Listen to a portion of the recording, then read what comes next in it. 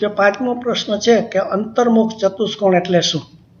તો આપણે બે પ્રકારના ચતુષ્કોણ શીખ્યા કે અંતર્મુખ અને બહિર્મુખ. અંતર્મુખ અને બહિર્મુખ. હવે અંતર વત્તા મુખ એટલે અંદર મોઢું હોય તે, અંદર મુખ હોય તે મોઢું. અને બહિર્મુખ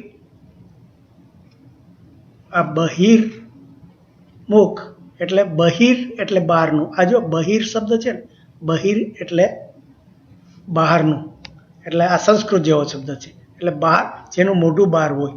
એટલે અંતર્મુખમાં અંદર મોઢું હોય એટલે શું? જો આપણે આવી રીતે આમ ચતુષ્કોણ દોરીએ,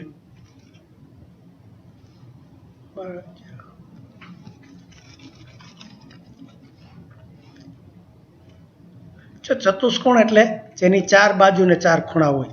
પણ એવું નથી કીધું કે આપણે દોરી. જો આનું મોઢું છે, આ મોઢું છે ને એ અંદર પડ્યું એટલે અંતર્મુખ છે.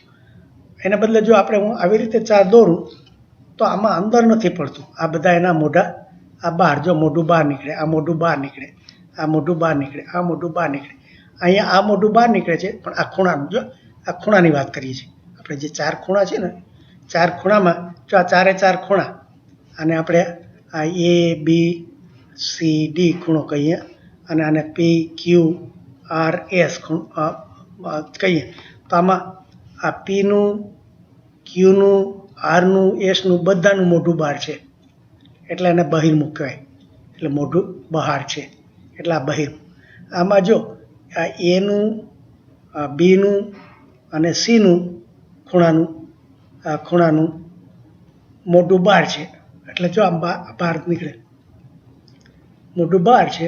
પણ આ ખૂણા ડીનું અંદર છે, એટલે એના એક જ ખૂણો અંદર થયો એટલે અંદર છે, એટલા માટે એને અંતર્મુખ ચતુષ્કોણ કહેવાય.